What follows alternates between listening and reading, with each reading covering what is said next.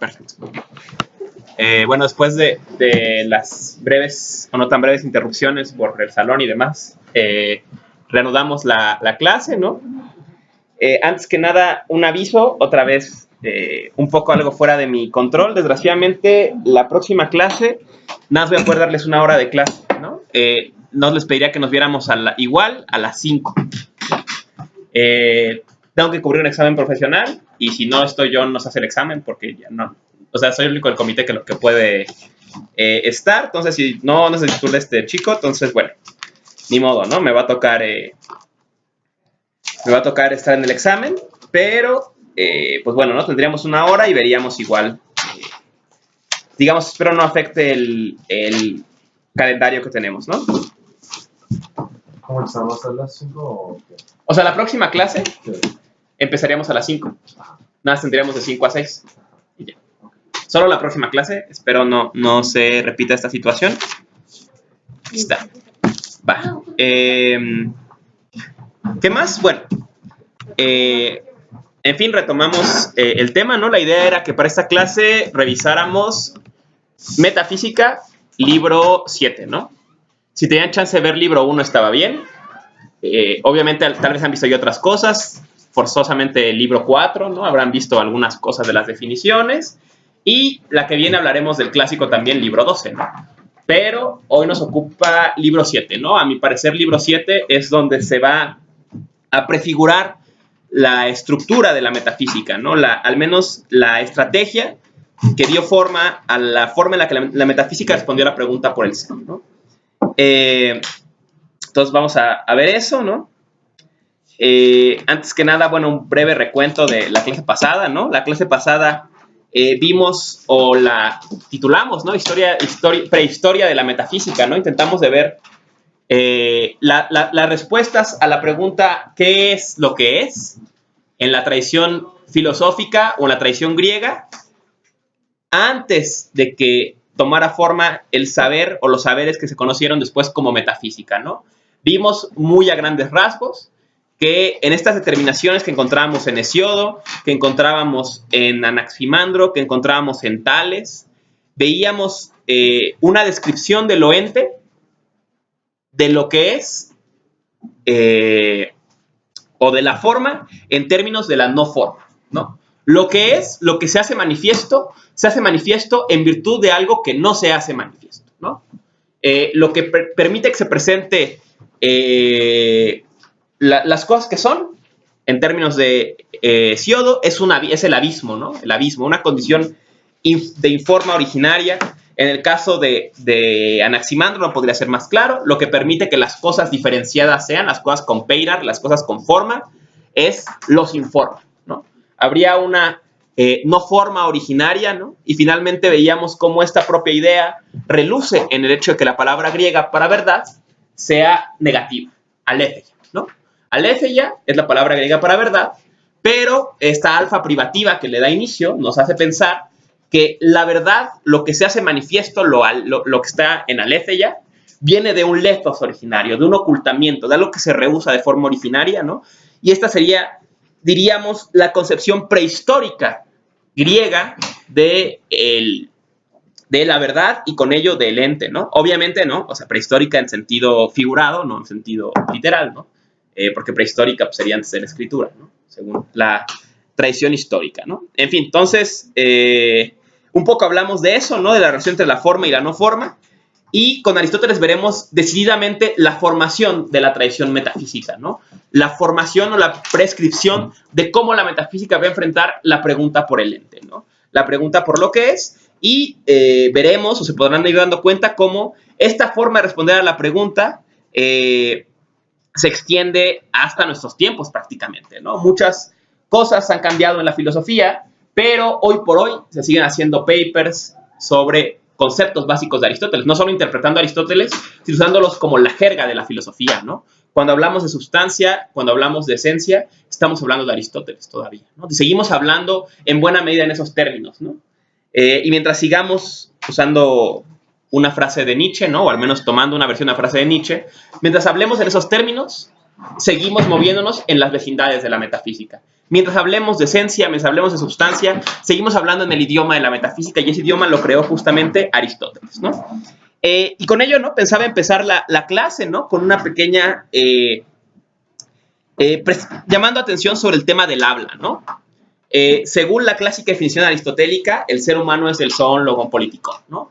Es un ser vivo, zoon, ¿no? Un ser que participa de la vida, que participa del alma en sentido colectivo, o de la vitalidad en sentido colectivo, pero es un ser logon y politikon, ¿no? Se ha traducido como animal racional. Saben ustedes que racional no es una traducción precisa de logon, ¿no?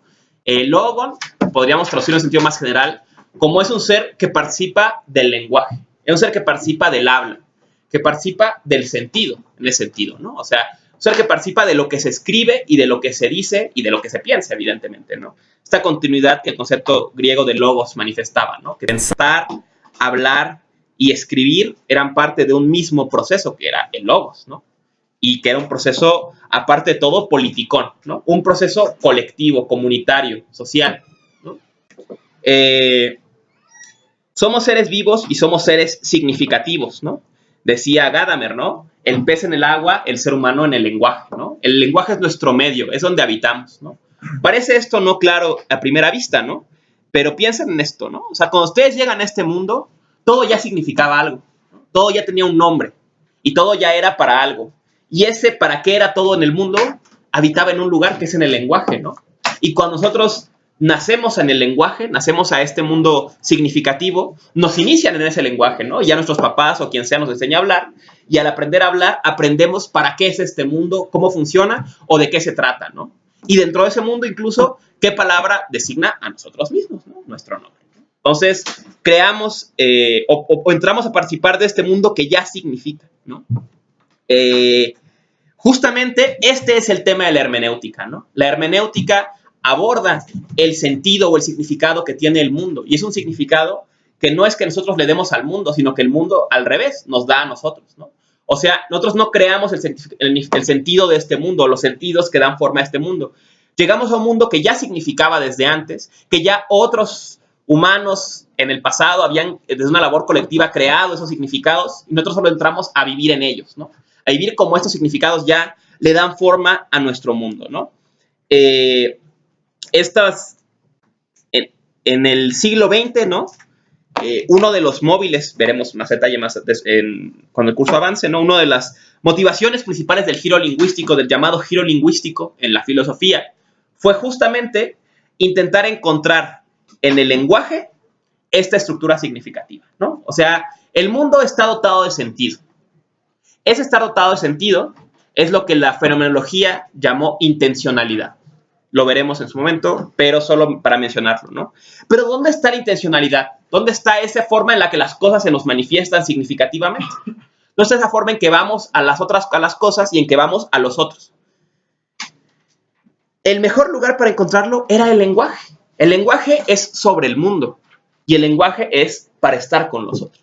Hablamos para entendernos con los otros y hablamos sobre el mundo y le damos sentido al mundo hablando sobre él. Y hablamos incluso una parte del mundo que somos nosotros a veces, cuando reflexivamente desde el lenguaje decimos, y a mí me pasó esto, o a Emiliano le pasó esto. Entonces, en pocas palabras, ¿no? El lenguaje es la manifestación del mundo significativo en que vivimos, ¿no? Y la hermenéutica, a la vez que tematiza cómo ya vivimos en un mundo significado, llamará la atención sobre un fenómeno muy peculiar de los seres humanos. Este fenómeno Heidegger lo capturó en una frase, ¿no? Que da título a uno de sus clásicos artículos y conferencias, ¿no? Que es, pero poéticamente habita el hombre. ¿Qué quiere decir esto? Los seres humanos vivimos en un mundo que significa, que ya tiene sentido, pero somos capaces de producir nuevos sentidos. Somos capaces de resignificar nuestro mundo. Y esa labor es a lo que más fundamentalmente se le debe llamar poesía, poiesis, producción. En la obra en que el ser humano resignifica el mundo, crea mundo. Llamaba esta obra Ricoeur en su famosísimo trabajo La metáfora viva, la obra metafórica. Crear metáforas, explica Ricoeur, es tomar el sentido cotidiano del lenguaje, de un término, y con ello del mundo al que ese término pertenece, interceptarlo y redirigirlo hacia otro lado. Y cuando tú llevas un término a significar una cosa nueva, explica Ricoeur, creas un nuevo mundo. Un nuevo mundo en que este nuevo concepto tiene sentido. Los analistas de la obra de Aristóteles han dicho que si bien la metafísica, la obra que conocemos como metafísica, tematiza el problema del ente, el problema de las causas y el problema de los principios, pareciera que más que preocuparse por el ente, se preocupa por el lenguaje, por crear conceptos, por crear términos, por analizar sus significados, ¿no? Por desplegar sus significados y ver cuál es el principal, y ya saben. Ustedes que han leído Aristóteles conocen esa vieja estrategia, ¿no? Dice Aristóteles, esta palabra es en todos estos sentidos, pero este es el fundamental, ¿no? Y es típico de eso. Entonces, pensado desde la luz de lo que les acabo de decir, la obra de Aristóteles, particularmente la metafísica, es una obra poética. Es una obra que creó sentidos, ¿no? Que tomó, como veremos, palabras cotidianas del griego, las tomó de su uso cotidiano y las resignificó. Y al resignificarlas, creó un nuevo mundo, el mundo de la metafísica. El mundo en que esos conceptos daban forma al mundo en que vivíamos, ¿no? Esa es la labor poética de Aristóteles, ¿no? Por eso creo que es tan importante devolvernos sobre este libro, ¿no? Aunque pareciera ya trabajado hasta el cansancio, porque es en él en que vemos esta labor que creó nuestro mundo, que creó el mundo de la metafísica y el horizonte humano al que dio nacimiento, ¿no? Del que hemos hablado en otras clases, ¿no? Entonces, prestaremos en esta clase atención, y en la que viene, por supuesto, a la obra poética de Aristóteles, a cómo Aristóteles construyó o prefiguró el mundo en que hoy vivimos, transformando palabras que los griegos usaban como cotidianas y dándoles nuevos sentidos, ¿no? La filosofía siempre será una labor que, en un sentido, operará en el lenguaje, ¿no? La filosofía se moverá en el campo del lenguaje. Somos artesanos del lenguaje, digamos, los filósofos, en el mejor de los casos, ¿no? Nos dedicamos a interpretar, o sea, a entender lo que ya se ha dicho, a entender cómo se ha construido ese mundo con estos conceptos, y en el mejor de los casos, a intentar construir nuevas formas de decir el mundo, ¿no? Y con ello también la filosofía siempre ha sido, en su labor productiva, una violencia contra el lenguaje. Una violencia contra el lenguaje que lo saca de sus goznes cotidianos y lo lleva más allá. Lo lleva a otros lugares, a decir cosas nuevas. Este será la labor de la filosofía, que obviamente encontramos en los autores del siglo XX y XXI, ¿no? Es típico, ¿no? La crítica a autores como Derrida, autores como Heidegger, y bueno, se extiende a Hegel, a Kant, ¿no? Pero es que ellos usan el lenguaje de una forma rara, ¿no? Y usan las palabras y les cambian y todo. Pues sí, ¿no? Si no cambias las palabras, sigues diciendo lo mismo que el lenguaje siempre ha dicho. Tienes que decir las cosas de forma nueva para poder decir algo nunca dicho, ¿no? El propio Heidegger vivió traumado por este problema, ¿no? La única forma en que Heidegger podía decir lo que quería decir era abandonando el lenguaje al que estaba acostumbrado, el lenguaje en que se había formado. Y él mismo reconoce que nunca termina de hacer este proceso, ¿no? Que todo el tiempo hay que depurar la forma de decir las cosas para decir algo nuevo, ¿no? Y sobra decir, ¿no? Estaremos atrapados en los límites de la metafísica mientras estemos atrapados en el lenguaje en el que hablamos, dijo Nietzsche. Entonces, ese es el problema del lenguaje, ¿no? Y en última instancia, ¿no? Como dirá el Sutra del Diamante, que veremos el semestre que viene, ¿no? Hay cosas que el lenguaje no alcanza a describir, ¿no? Y el riesgo de limitarse a estos análisis del lenguaje es que cuando queremos llegar más allá de esos límites, nos quedamos con la palabra y olvidamos lo que apunta, ¿no? Usa el budismo un ejemplo típico, ¿no? El lenguaje es como un dedo que señala, pero el problema es que si ese dedo señala a la luna, a veces tú ves el dedo y no ves la luna, ¿no? En fin, ¿no? El problema del lenguaje, o del habla, al menos en términos de Saussure, tocado superficialmente, para entender esta obra poética que está haciendo Aristóteles en este momento fundacional de la tradición metafísica. Compañero, por favor. ¿Y qué pasa con el lenguaje visto desde una manera analítica y su crítica a la metafísica? Ah, muy buena pregunta. Ese es justo, me parece que un tema que a veces no se ha tomado, prestado suficiente atención, es que el giro lingüístico no es un movimiento en la filosofía, sino son dos, ¿no?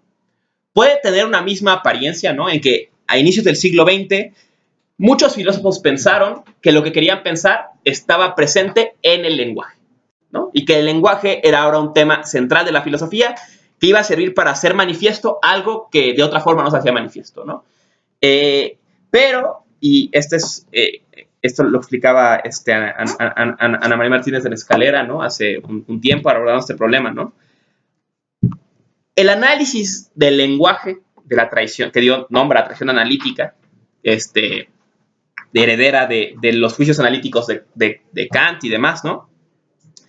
Busca analizar el lenguaje como una estructura formal, ¿no? O sea, la estructura del lenguaje, asumiendo que de alguna forma la estructura del lenguaje refleja la estructura del pensamiento. Pero está analizando el lenguaje como una estructura formal, ¿no? Por eso se formaliza el lenguaje, para ver su forma. Mientras que la filosofía que van a ir hacia el lenguaje desde la hermenéutica va a analizar el lenguaje a la luz de lo que Saussure llamó el habla, o sea, el uso cotidiano del lenguaje, ¿no? A Heidegger no le interesaba qué formalmente significaba un enunciado, sino qué mostraba el uso histórico que hacíamos ese enunciado de cómo entendíamos el mundo, por decirlo de una forma muy clara, ¿no? O muy sencilla. Entonces, esa sería la diferencia, ¿no? Un análisis estructural del lenguaje a un análisis del uso del lenguaje, ¿no? Por eso, mientras que la tradición analítica se esforzará por pensar una estructura del lenguaje que incluso exceda los límites de cada idioma concreto, la tradición hermenéutica va a analizar incluso los usos de cada lengua, ¿no? Y nacerá la famosa pregunta, ¿cuál es la lengua más propicia para hacer filosofía? ¿No? ¿Cuál es la lengua que mejor describe el ser, que tiene más posibilidades, ¿no? Nietzsche pensaba cualquiera que no sea europea, ¿no? Porque esas ya agotaron sus posibilidades, ¿no? La forma en la que esas lenguas estaban estructuradas dieron nacimiento a esta tradición metafísica. Mientras hablemos en esas lenguas o pensemos en esos términos, seguiremos limitados a esos límites. Un ejemplo muy sencillo de esto, ¿no? Pero que tal vez lo puede ilustrar, ¿no? Muchas lenguas occidentales, como saben, tienen la voz pasiva y la voz activa, ¿no? La voz activa es un sujeto que hace algo. En la voz pasiva, el sujeto recibe esa acción, ¿no? Curiosamente, el japonés, al menos antiguo, mantiene una tercera voz, ¿no? Que es la voz media, ¿no? Que estaría entre la voz activa y la voz pasiva, ¿no? Cuando Shizutaro Ueda analiza la obra de Nishida, ¿no? La obra del fundador de la escuela de Kioto, dice es que Nishida intentó pensar en voz media y por eso es tan difícil traducir su pensamiento a lenguas occidentales. Porque quiso pensar, ¿qué pasa cuando no eres tú el que escucha la campana? O no es que la campana sea escuchada por ti, sino la campana acaece siendo escuchada, o es escuchada, o lo que sea, como pueda traducirse la voz media del español, que bueno, no alcanza, ¿no? La lengua, ¿no?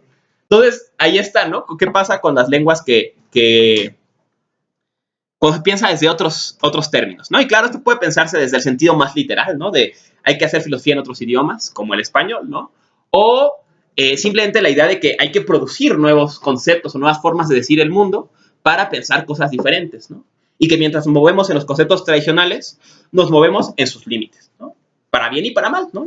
Al menos habrá que reconocerlos y sondear esos límites de esta forma de decir el mundo, ¿no? Al final de esa clase espero que, a la luz del concepto de usía, vean, ¿no? Qué significa poner límites de la tradición metafísica y cómo al perder ese sentido o al haberse interceptado el sentido originario, nos movemos ya como si ese concepto fuera súper claro y tiene una tradición o una linaje bastante interesante, ¿no? En fin, ¿no? Eso sobre la idea de habla y lenguaje y el análisis del lenguaje, ¿no?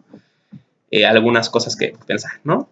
Te escucho, compañero. Sí, pero también creo que no es simplemente la estructura de pensamientos que el lenguaje no se puede expresar. Es también como, no sé, es que, por ejemplo, puedo pensar mucho más rápido que puedo hablar, pues especialmente en español, pero sí, y las ideas como vienen, no sé, más lógicamente o incluso cuando estoy hablando mi lengua nativa, a veces me confundo con lo que estoy diciendo y las reglas y todo eso, la estructura del lenguaje, obstruye lo que estoy pensando.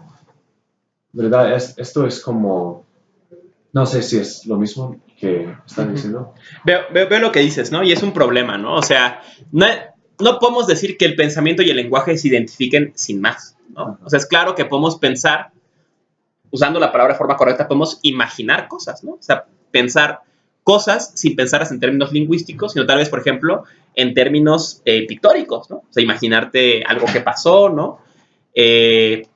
Pero la idea de la filosofía hermenéutica es que la manifestación más clara de cómo funciona la conciencia o más tangible es el lenguaje, ¿no? O sea, cuando veamos fenomenología igual va a ser más claro, pero la idea es a grandes rasgos esa, ¿no? O sea que, ¿dónde está lo que la fenomenología llama intencionalidad? ¿Dónde se manifiesta ir al mundo de la conciencia, interpretarlo, hacer sentido de él y con ello hacer sentido colectivo de él? En el lenguaje. Lenguaje es donde lo podemos ver y por ello donde lo podemos estudiar. ¿Era eso o hacer introspección fenomenológica, ¿no? Hacer solamente un análisis concienzudo de cómo percibes tú el mundo, ¿no? Y esa va a ser, por eso el proyecto de Heidegger se le llama fenomenología hermenéutica, ¿no? Porque decir, no, pues no va a ser nada más que yo diga, ¿cómo experimento el mundo? Y lo intentes como analizar de la forma más pura, sino buscarlo en el lenguaje, ¿no? Analizarlo a la luz del lenguaje, ¿no? Y claro, ¿no? Evidentemente va a haber más allá. Podemos pensar más allá del lenguaje o a los márgenes del lenguaje. Pero esto que dices es un problema que yo le he dado muchas vueltas, ¿no? Por ejemplo, seguro tú lo has vivido, lo estás viendo ahora, ¿no? Estudiar filosofía o trabajar filosofía en una lengua que no es la tuya siempre te implica un cambio, ¿no? O sea, yo puedo, por ejemplo, saber inglés, pero explicar algo de filosofía en inglés me va a costar trabajo porque yo pienso en español, ¿no? O sea, mi horizonte significativo está en español, ¿no? Y por más puedo hacer un esfuerzo por traducir lo que yo pienso en español, pero no es igual, ¿no? Y más aún, ¿no? La labor productiva de la filosofía o la labor poética del filósofo la reproduce el traductor. O sea, hay una labor poética que hizo Kant en el alemán y todos los que han traducido a Kant hicieron otra y crearon nuestros conceptos de Kant en español o los conceptos de Kant en inglés. Si ustedes conocen a un filósofo muy bien, por ejemplo, en español, y quieren leer las traducciones al inglés, les va a costar trabajo. ¿Por qué? Porque hay cánones de traducción que han cambiado de una lengua a otra, ¿no? O sea, nosotros lo hemos vivido con Heidegger, ¿no? O con la Escuela de Kioto, ¿no? O sea, nos leemos en español y estamos acostumbrados a que este concepto se traduce así. Y ya se creó un concepto técnico nuevo. Por ejemplo, ser ahí, ¿no? Ser ahí es un concepto técnico del español. ¿En el inglés lo utilizan? No es utilizar exactamente, utilizan otros, ¿no? Todos nosotros esperamos encontrar maquinación, ser ahí, hacedurías, ¿no? Los conceptos que estamos acostumbrados en español, en inglés usaron otros y crearon un nuevo pensamiento que no es ni exactamente el de Heidegger, ¿no? Sino es la forma en que se interpretó en inglés, ¿no? En los términos del inglés, ¿no? Encontrábamos ahora en los textos sobre el habitar de Heidegger, se utiliza el concepto de homelessness, ¿no? En el inglés, que da mucho poder al concepto, ¿no? Porque la situación de sin techo o homelessness es algo común en nuestro mundo, ¿no? Y Heidegger la extendería a toda la humanidad, estaría homeless, estaría sin un lugar donde habitar. Pero lo interesante es que esto no es claro en el español. En el español no lo interpretaron así. Entonces, no vemos esa posibilidad que en el inglés sí se ve, ¿no? Entonces, bueno, eso sobre el lenguaje, ¿no? Y el reto que es hacer filosofía en otras lenguas, ¿no? Intentar comunicarnos en otras lenguas. Y lo interesante por eso que es intentar a veces leer a los autores en su lengua, ¿no? Y lo veremos ahora con Aristóteles, ¿no? Cuando vemos a Aristóteles en griego, va a cambiar mucho. Va a cambiar mucho. Yo intento leer esos textos, o al menos me imagino, ¿no? ¿Cómo lo habría leído un contemporáneo de Aristóteles? Cuando ellos leyeron Usía, ¿qué leyeron? Cuando ellos leyeron Toti Eneinai, ¿qué leyeron? Cuando ellos leyeron To de ti, TST, ¿qué estaban leyendo ellos? Para nosotros ya son términos técnicos. Los entendemos como concepto de Aristóteles. Para los griegos de su tiempo, ¿no? Eran conceptos cotidianos que él les daba un giro, ¿no? Pero el concepto de categoría, vamos a ver, ¿no? De Haitía, ¿no? Tienen un significado ya en el griego, ¿no? Y así los usó Aristóteles, o intentó Aristóteles partir de ese sentido originario y construir desde él, ¿no? Otra forma en la que Riquet describe la metáfora es como construir sobre ruinas, ¿no? La metáfora destruye el sentido tradicional de un término, pero sobre las ruinas que quedan de ese viejo sentido, construye uno nuevo, ¿no? Construye algo, pero queda siempre eso viejo, ese viejo origen de la palabra o ese primer uso de la palabra sobre el nuevo uso de la palabra que se va a construir a través de la metáfora, ¿no? En fin, ¿no? Entonces les decía, ¿no? Contextualizando brevemente, ya conocen esto, pero ayuda para ubicarnos, ¿no? Aristóteles nació en algún momento del 384, 383 a.C., en esta gira, que era parte de Macedonia, ¿no? Su padre, Nicómaco, era el médico de Amintas III, ¿no? Entonces, él vivía dentro de la corte macedonia y mantuvo durante toda su vida unas conexiones con la corte macedonia.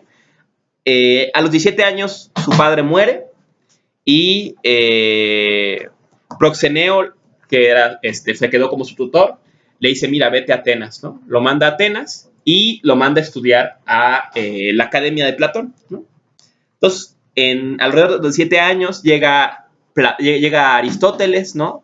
Joven macedonio, que viene de las cortes, que está, digamos, un poco en desgracia, ¿no? O sea, su padre, que era su conexión con la corte, falleció, y llega a una nueva ciudad, ¿no? Llega a Atenas y llega en el auge de la academia, ¿no? Llega alrededor del segundo viaje a Sicilia de Platón, ¿no? Entonces, Platón ya es una figura reconocida y ya se ha creado toda una institución educativa alrededor de él, ¿no? Para los muy clavados de la filosofía griega, va a ser la época en que, digamos, va a estar Filipo, va a estar Genócrates, ¿no? Van a estar estos personajes que van a seguir la obra platónica en la academia y evidentemente va a estar también figurando Espeusipo, que será parte del conflicto interno social y, bueno, político sobre el manejo de esta institución que se formaba, que es la academia, ¿no? Va a estar Aristóteles 20 años en la academia, ¿no? De 367 a 347. Se empezará a formar una cosa interesante, ¿no? Cuando lean a Aristóteles, ¿no? Sobre todo, bueno, en metafísica hay muchos ejemplos de esto, pero en otros libros van a verlos también, ¿no? Cuando Aristóteles describe las teorías de su tiempo, va a hablar por un lado de Platón y por otro lado de Genócrates y la teoría de las ideas. Esto es muy interesante, ¿no? La tradición identificó a Platón con la teoría de las ideas. Si no, sin más, ¿no? O sea, ¿qué es porque haya Platón? La teoría de las ideas. Pero hoy sabemos que no, que Platón abandona la teoría de las ideas, ¿no? Y que estaría él más bien interesado en la llamada teoría de los géneros, que la podemos encontrar en textos como el Timeo, ¿no? Esta teoría de los géneros será la teoría que Platón está desarrollando en la época, en estos 20 años, en que Aristóteles está cerca de él, ¿no? Nunca fue, claro, Aristóteles el alumno estrella, pero sí llegó a ser reconocido dentro del contexto de la academia, ¿no? Incluso cuenta, ¿no? Diógenes Laercio, que cuando Aristóteles de plano se separa de la academia, Platón pues le recrimina, dice que es como el burro que al nacer patea a la madre, ¿no? Claro, es difícil creer este hecho porque parece que Aristóteles se aleja de la academia después de que muere Platón, pero se podría pensar que sí hubo algún momento alguna fricción, o alguna tradición pensó que los dos dialogaron, ¿no? Pero lo interesante es eso, ¿no? O sea, a mí me gustan esos textos porque nos ayudan a imaginar la academia como una institución más viva, ¿no? O sea, no es nada más Platón. O sea, hay gente como Genócrates, como Filipo, que van a tomar cosas del Platón de las ideas y aunque Platón las deje, ellos van a seguir sobre ese camino, ¿no? Van a seguir creyendo esas cosas, teniendo esas teorías, desarrollándolas en otros sentidos, ¿no? Alrededor de 347, un amigo de Aristóteles, Hermias, se hace gobernador ¿cómo se llama? De Atarmeo y le dice pues que se vaya con él, ¿no? Y Aristóteles tal cual va a vivir con él, ¿no? Deja la academia y ahí conoce a su primera compañera, ¿no? Su primera esposa, que sería, al parecer, parte de la corte, ¿no? O o parte de, o una consorte de Hermias, no es claro, pero bueno, el tema es que empiezan una relación y va a tener una hija con ella, ¿no? A los pocos años asesinan a Hermias y aquí empieza la carrera accidentada política de Aristóteles, o sea que básicamente con quien se acerca lo matan y lo andan persiguiendo luego a él. Entonces matan a Hermias, Aristóteles dice, chimps, me van a matar a mí también porque soy su amigo, mejor me voy, ¿no? Y entonces se va hacia Mitilene, en la isla de Lesbos, ¿no? Entonces se va a una isla a vivir y en esta isla va a conocer a otro personaje fundamental de su vida, que es Teofrasto, ¿no? Teofrasto es de Lesbos y durante este tiempo en que ellos dos se conocen y trabajan juntos en lapso de alrededor de 5 años, trabajan juntos en Mitilene, van a desarrollar mucho de su estudio o su interés por la zoología, por la botánica y por la fisiología. Verán, ¿no?, en Aristóteles, en Metafísica, varios ejemplos sobre el proceso de las plantas, el proceso de los animales, ¿no? La extinción de los animales en Metafísica 1, ¿no? Mucho de ese estudio podría haberse pensado que se dio en este tiempo, en que estuvieron en una isla estudiando, ¿no? Recuerda un poco a los viajes de Darwin, ¿no? Estos dos personajes huyendo incluso de accidentes políticos, ¿no? Pues ahí viendo animalitos, ¿no? Interesándose en el tema, ¿no? En 343, Filipo, rey de Macedonia, lo convoca a que le dé clases a sus hijos, ¿no? Y entre sus hijos cuenta el infame Alejandro, ¿no? Alejandro Magno, ¿no? Bueno, no Magno todavía, Alejandro nada más. Y 2 años está bajo la tutela de Aristóteles hasta que empieza el servicio militar y ya, se distancian, ¿no? En 335, ya con algo de renombre y seguramente con algo de dinero, ¿no? Regresa a Atenas y funda el Liceo, ¿no? Parece, según estudios actuales, que a diferencia de la academia, el liceo en algún grado era una institución pública. O sea, no había que pagar. Podías ir y estudiar, o al menos oír algunas de las clases sin pagar, ¿no? Mientras que en la academia, a despecho de lo que Sócrates habría pensado, sí se pagaba, ¿no? Entonces, pues era una escuela, un negocio privado, ¿no? En 323 muere Alejandro. Obviamente Aristóteles queda muy mal parado por su vínculo con él. Seguramente era alguien muy mal visto en Atenas, ¿no? Después de todo lo que había pasado. Y huye de Atenas, ¿no? Relatan los intérpretes antiguos, que es cuando dice la famosa sentencia de no voy a permitir que los atenienses hagan falta en contra de la filosofía 2 veces, ¿no? Dos términos que me maten como mataron a Sócrates, entonces yo mejor sí me pelo antes de que haya bronca. Y se fue, ¿no? Y curiosamente, un año después, muere en Calcis, ¿no? Misteriosamente, sí fallece a un año, ¿no? ¿Quién sabe? ¿Fue casualidad? ¿O hubo ahí una intriga? Es difícil saberlo. Pero es interesante pensar, la obra de Aristóteles que conocemos, la mayoría se habría formado del 3305 al 323, 335 al 323, en la época del Liceo, ¿no?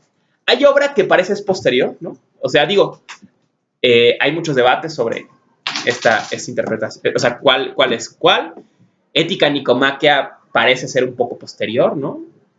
Está dedicada a Nicómaco, que nadie sabe bien a quién se refiere. Puede ser, se dicen algunos a su sobrino, otros a su padre, y otros a un hijo que tuvo con su segunda esposa, ¿no? Que lo querían un poquito más adelante en su vida. Pero el punto es que la época de la obra de Aristóteles que conocemos es la época del Liceo, que sería pues, un lapso de no más de 10 años, ¿no?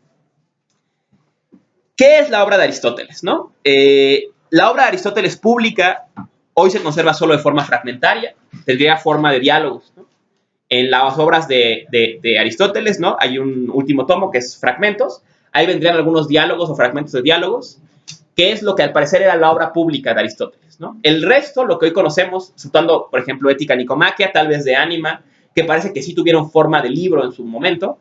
Textos como la física y la metafísica, por ejemplo, nunca fueron libros pensados para publicarse. Son, de hecho, una compilación de papiros, ¿no? Hecha en el siglo I a.C. por Andrónico de Rodas, ¿no?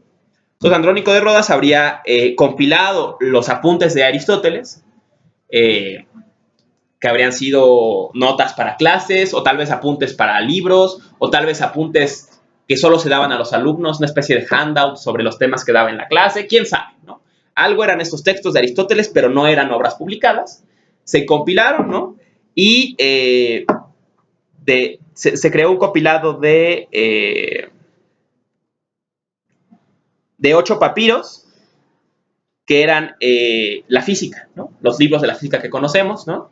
Y después de esos papiros quedaban otros 14 que no encajaban en el tema del movimiento, o no concretamente el tema del movimiento, y lo que quedaban los que quedaban junto a los 8 papiros de física. Y de ahí se acuña el nombre de la obra, metafísica, ¿no? Es sabido, ya es muy sabido, ¿no? Que Aristóteles nunca usó esa palabra, porque no tenía siquiera esa connotación, incluso en Andrónico de Rodas, ¿no? En Andrónico de Rodas solo se refería a un montón de fragmentos que no encajan dentro de estos 8 papiros de la física, o que no son del estilo y tocan otros temas, ¿no? Los principios, las causas, Dios, demás, ¿no? Entonces, la obra que dio nacimiento a la metafísica y que le dio su nombre es una casualidad, ¿no? Es una casualidad de una compilación de textos que no tienen mucha relación, ¿no? De hecho, ese va a ser el problema, que va a haber cambios de interpretación porque son textos que no estaban hechos para hacerse juntos, ¿no? O para leerse juntos, o para publicarse juntos. Podría ser incluso que fueran de épocas distintas, en que Aristóteles hubiera cambiado su punto de vista sobre alguna cuestión, ¿no? Pero bueno, sea como sea, la tradición los leyó como una obra conjunta y dieron forma a la tradición que conocemos como la metafísica, ¿no? Y eso sobre Aristóteles y su obra, ¿no? Entonces, la metafísica se escribió en algún momento por el 1800, digo, por el 330 y 320, ¿no? Y sería una serie de papiros que luego Andrónico de Rodas compiló y dio forma a este texto, ¿no? Marcó la tradición latina brutalmente, ¿no? Ahora que están viendo Edad Media se han dado cuenta seguramente ya de la influencia de Aristóteles y la influencia de este libro en particular. Y en general, ¿no? Hasta el día de hoy, ¿no? O sea, Descartes habla de sustancia, ¿no? Spinoza habla de sustancia, Kant habla de sustancia, Hegel habla de sustancia, todo el mundo habla de sustancia. Y lo sacan de las traducciones de Aristóteles, ¿no? Ese concepto es un concepto que se inventa para traducir a Aristóteles. Y ahorita veremos que de una forma muy peculiar, ¿no? En fin, entonces eso un poco sobre quién es Aristóteles, ¿no? Para entender la obra. Y ya entramos de lleno, ¿no? Al texto. Primero, quisiera hacer unas menciones sobre libro 1, ¿no? Muy de pasada, ¿no? Tal vez. Sí, libro 1 siempre me ha llamado la atención, ¿no? Porque, o sea, Aristóteles se dedica a reflexionar sobre la propia naturaleza de su profesión, ¿no? O sea, ¿qué es ser filósofo, no? Sería un poco el tema de este texto, ¿no? ¿De qué se trata la filosofía, no? Y es curioso, ¿no? Parece que decían algunos, ¿no? La primera pregunta que es filosofía siempre es la última, ¿no? La que responden a la luz de todo su pensar o toda su formación, ¿no? Y todos los filósofos, o muchos han intentado también responder esa pregunta, ¿no? Y Aristóteles piensa como pensó Platón en su momento, como tal vez no tan extremo como Platón o como Erasmo de Rotterdam, ¿no? Que la filosofía era una especie de patología, ¿no? O una vocación, en ese caso un deseo, ¿no? La filosofía es un deseo, ¿no? Y es algo importante, ¿no? Por más que la filosofía se presente como una empresa racional, que utiliza la razón como una herramienta, los filósofos desde tiempos de Platón reconocen que ella misma es una actividad irracional. O sea, racionalmente nos preguntamos por todo, ¿para qué? No hay una razón. No hay una razón. Es una actividad que tiene un móvil racional, usa la razón como una herramienta, pensado razón en sentido muy general, o el pensamiento como una herramienta, pero ella misma es irracional, es porque sí. Aristóteles explica de una forma muy sencilla, ¿no? Todos los hombres desean por naturaleza saber, eidenai, pans anthropos tu eidenai joregonte officei, ¿no? Todos los hombres por naturaleza desean enterarse de cosas, tener conocimientos. Así lo indica el amor a los sentidos, pues al margen de su utilidad, son amados a causa de sí mismos y el que más de todos, el de la vista, ¿no? O sea, los seres humanos queremos enterarnos de cosas independientemente de que no nos sirva para nada. Y aquí empieza otra idea en la filosofía muy importante. La filosofía no sirve para nada. Que es muy cierto, la filosofía no sirve para nada, afortunadamente. Por eso la filosofía es el único campo en que la idea de la utilidad se puede cuestionar, porque ella no requiere dar resultados, ¿no? Y eso pone a la filosofía en problemas cuando el único criterio de un saber válido es su utilidad, ¿no? Prueba de ello, intentan hacer un proyecto para CONACYT, para la universidad, para pedir recursos. ¿Y ustedes qué van a hacer? Pues preguntarnos por el ser. ¿Y eso para qué sirve? Para... ¿Quién sabe, no? O sea, es difícil de explicar, ¿no? Porque justamente la filosofía excede estos límites de la utilidad, ¿no? Y de ahí Aristóteles que desarrolla esta idea de que la filosofía empieza cuando las necesidades básicas están satisfechas, ¿no? Porque es ahí cuando puedes preguntarte más allá, ¿no? Pero me llama la atención esto, ¿no? Que Aristóteles piensa de entrada que la filosofía es una actividad irracional y que irradia de un deseo, ¿no? Los filósofos todos coincidirán, y seguramente ustedes, movidos a esta empresa desquiciada de quererse dedicar a la filosofía en un mundo marcado por el neoliberalismo y la utilidad, ¿no? Pues participan de esta irracionalidad, ¿no? No tiene sentido dedicarse a la filosofía, no es una buena idea dedicarse a la filosofía. ¿Qué nos llevó y qué lleva a 200 o más infelices cada generación a inscribirse acá? Pues ese mismo deseo irracional, ese mismo furor, diría Platón, ¿no? Yo estoy convencido a 10 años de dedicarme a la filosofía que no es una decisión racional, ¿no? Es una patología, es un deseo. Y ese deseo ya lo reconocía Aristóteles, ¿no? Ya lo reconocía Aristóteles en este momento, ¿no? Otra cosa interesante, ¿no? Este texto se habla mucho sobre el análisis de la experiencia, ¿no? ¿Qué entiende Aristóteles por experiencia, ¿no? ¿Qué entiende por empeireias, ¿no? O empirias, según la pronunciación que les guste del griego, ¿no? Dice, la experiencia no es, digamos, en términos de la tradición moderna, no es un sense data sin más, no es una adquisición inmediata, sino que la empiria o la experiencia es la suma de las sensaciones a través de la memoria, ¿no? O sea, la experiencia en nuestro mundo no es algo espontáneo, sino es algo mediado, algo construido por una suma de experiencias generales, ¿no? Y también algo que está, ahora que lo volví a leer para la clase, ¿no? Es interesante, ¿no? O sea, podría extraerse de aquí que Aristóteles piensa que incluso los particulares, o sea, las cosas particulares, nacen de la suma de las experiencias. O sea, yo sé que esta es una botella porque es la acumulación de un montón de experiencias, ¿no? O sea, de esta botella para empezar, ¿no? Toda la vez que le he rellenado y le he traído mi mochila y lo que sea, o de las botellas en general, ¿no? Que permiten que entienda este particular botella, pero no es un sense data básico, sino es una experiencia mediada por un montón de inputs particulares, usando la analogía con las computadoras, ¿no? Otra cosa interesante, ¿no? Es que habla del concepto de praxis, ¿no? Luego tan discutido en el siglo XIX y sobre todo en el XX, ¿no? Y habla de cómo la experiencia es condición para la praxis, ¿no? Para la praxis y para la genesai, ¿no? O sea, para la praxis, la práctica y la acción y la generación, dice en la traducción de García Yebra, ¿no? ¿Qué más? Hay algo interesante aquí. Pues bueno, ¿no? O sea, el argumento me parece curioso, ¿no? Cómo la filosofía es un ascenso desde la... bueno, aquí está, ¿no?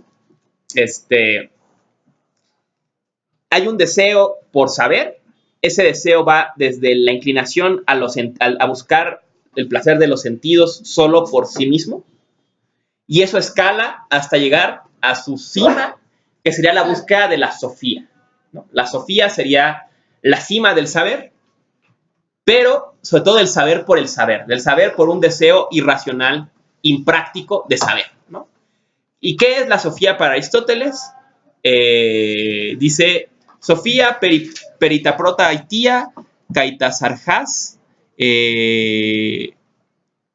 hipolambanoisi pantes, ¿no? O sea, Sofía es Sofía porque es de las primeras causas y de los primeros principios.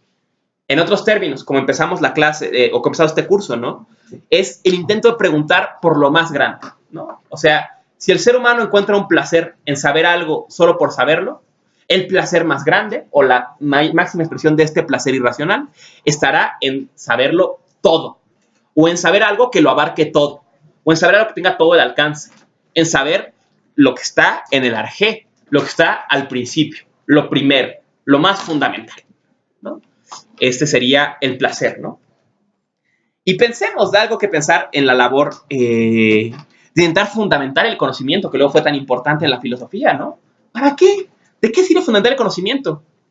Es un deseo, ¿no? Parece que el conocimiento que importa, en sentido utilitario, es el pragmático. En términos de Aristóteles, la empeireia que nos permite ocuparnos de las cosas más habituales, ¿no? ¿Sabes? Que 2 más 2 es 4, ya con eso es suficiente para hacer tus cuentas y trabajar en un negocio y suficiente, ¿no? ¿Qué te importa fundamentar la aritmética? ¿Qué necesidad de fundamentar la aritmética? Un deseo de obtener esos saberes tan grandes, ¿no? Años después lo dirá de una forma muy bella Kant.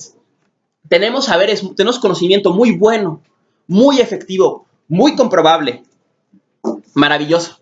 Y aún así, estaríamos dispuestos a renunciar a todo ese saber en favor de una sola de estas verdades fundamentales. Daríamos toda la aritmética en favor de saber si la vida tiene sentido, o si Dios existe, o si existe el alma. Piensa Kant.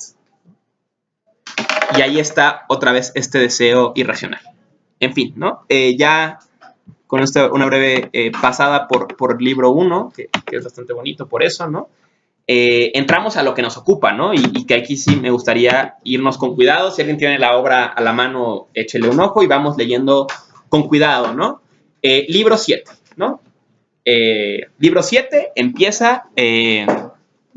ente se dice en varios sentidos. Según expusimos antes en el libro sobre los diversos sentidos de las palabras. Libro 4.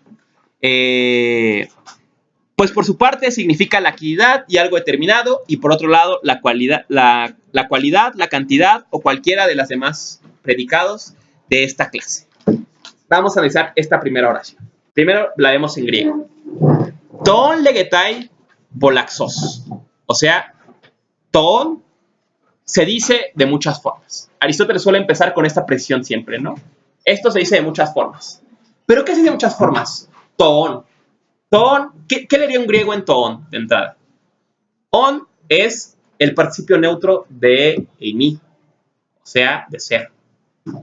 ¿Qué sería un participio? Participio sería siendo o que es, ¿no? Sería la traducción, ¿no? Y si es ton, o sea, lo estamos sustantivando, sería lo que es.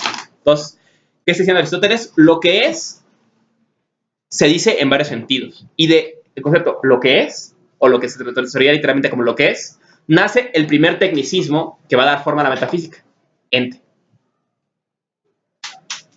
¿No? Entonces, ahí está, en primer cosa que lo que es, se dice en varios sentidos, como vimos en el libro anterior,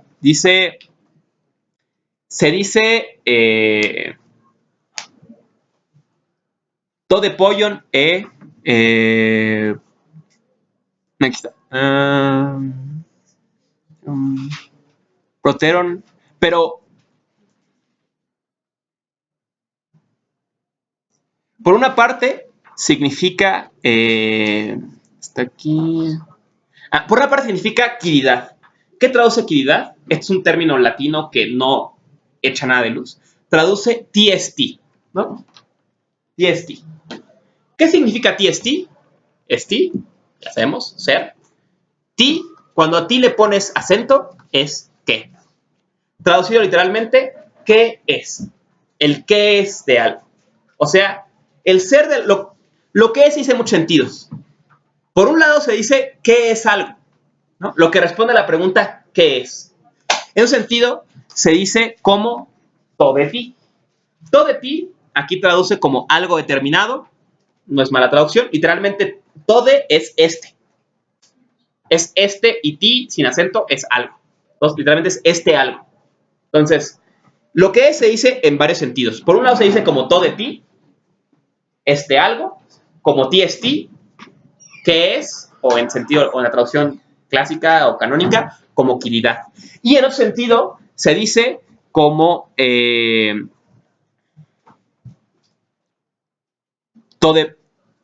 todepoion, que se refiere a cualidad, todeposon, cantidad, etos, alon, ekaston, tos, uton, categorómeno. Categorómeno se refiere aquí, bueno, nosotros vemos ahí categorías de entrada, pero curiosamente se refiere a acusaciones, o lo que significa en los vocabularios clásicos del griego es acusaciones. Pensemos, qué curioso es pensar una categoría como una acusación, ¿no? Es muy claro, ¿no? Si yo te digo que eres un asesino, estoy metiendo en una categoría, pero estoy acusando. Estoy diciendo, y pensemos esa idea, ¿no? O sea, es decir, tú eres esto, tú eres esto, tú eres esto. Esas son las cualidades de una cosa, ¿no? Acusar a algo de que es blanco, de que es tal cosa, de que es azul, de que es frío, caliente, de que es liso, de que es rugoso, ¿no? Las cualidades son acusaciones, cosas que le atribuimos a algo, ¿no? Y es curioso, ¿no? Que veremos un detalle curioso, es que algunos de estos términos clásicos que Aristóteles toma para la filosofía van a venir del contexto jurídico, como en este caso, acusaciones, ¿no? En un paréntesis, aitía, ¿no? Causas, también significa tradicionalmente culpas, ¿no? O responsabilidades, ¿no? Las 4 responsabilidades o culpas serían las 4 causas aristotélicas, ¿no? En fin, seguimos sobre el texto, ¿no? Entonces ya vimos, ¿no?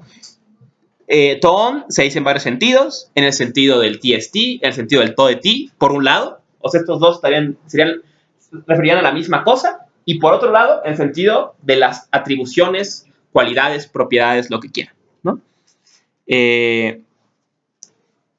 Pero diciéndose toon en tantos sentidos, es evidente que el primero de estos es la actividad, TST, que significa la sustancia, dice aquí la traducción, ¿no? En el griego dice telegomenon tu oston anesai otituto proton onto TST. O sea, el principal sentido de usía es TST. Y el principal sentido de toon es TST. Quedémonos en eso, ¿no? Aquí hay algo importante que hay que notar. Otra forma de leer estas dos oraciones en las que hemos prestado atención es decir, de muchas cosas decimos que son, pero ¿de cuál lo decimos principalmente? Dice Aristóteles, del TST. No está negando que las categorías o que las propiedades sean o existan, sino que lo que principalmente existe es el TST. Ahora Aristóteles va a preguntarse, ¿pero qué significa eso, no? ¿Qué significa decir que las propiedades, digo, que el TST o la quiridad es primero o en sentido más preeminente que las cualidades, ¿no? Voy a decir a Aristóteles, la quiridad es primero en 3 sentidos, ¿no? De acuerdo con el enunciado, de acuerdo con el conocimiento y de acuerdo con el tiempo.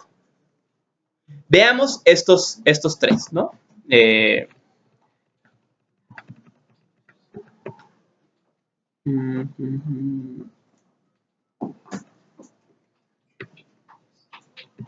Más bien, me parece...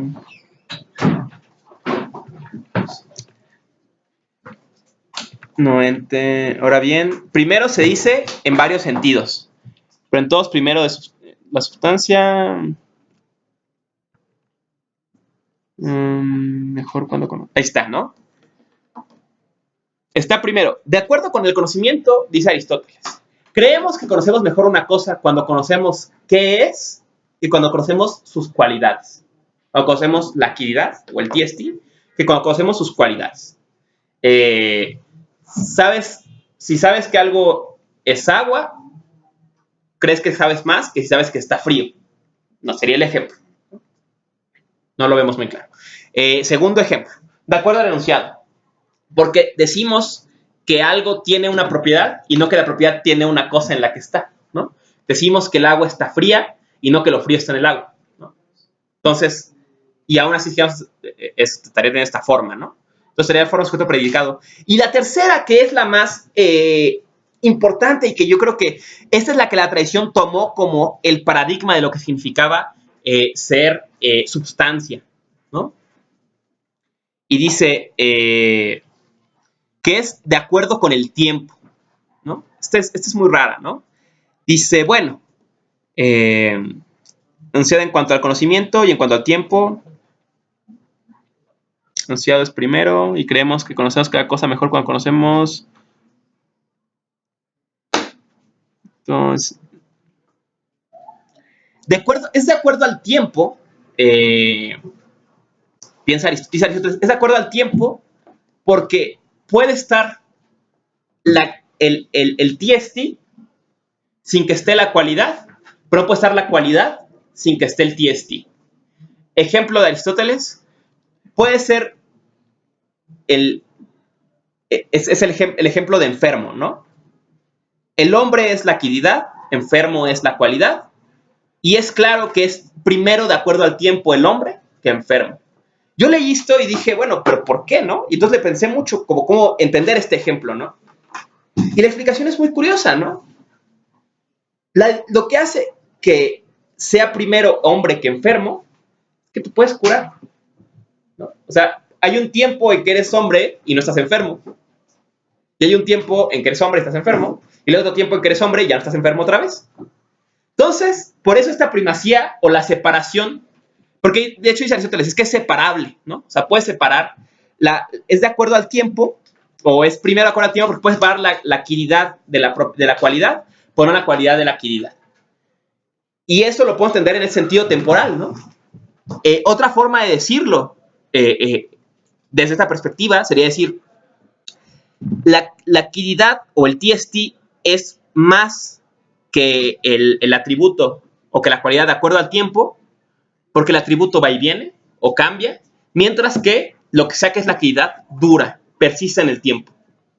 No estamos diciendo que la cualidad no tenga la cualidad de ser, solo que es en menor grado o en grado secundario o independiente de algo que es más. ¿Y qué hace que sea más? Que dure más en el tiempo. Hombre es la adquiridad, mientras que enfermo es la cualidad, porque la cualidad de ser hombre dura más que la de estar enfermo.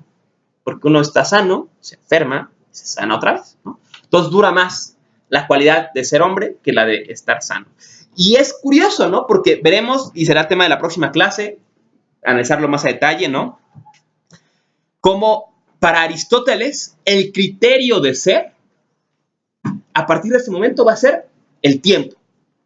El tiempo va a ser medida, ¿no? Va a ser una medida. ¿Medida de qué? De ser, del grado de ser. Que puede formularse, ¿qué es lo que más es? Lo que más persiste en el tiempo, lo que más dura en el tiempo. Avanzaremos y verán esto más claro, ¿no? Termina capítulo 1 del libro 7 con la siguiente formulación, ¿no? Y en efecto, lo que antiguamente y ahora y siempre se ha buscado y siempre ha sido objeto de duda, dos puntos, ¿qué es el ente? Equivale a ¿qué es la sustancia? ¿No? Dice en el griego, ¿no? Kaide kaito palote kai.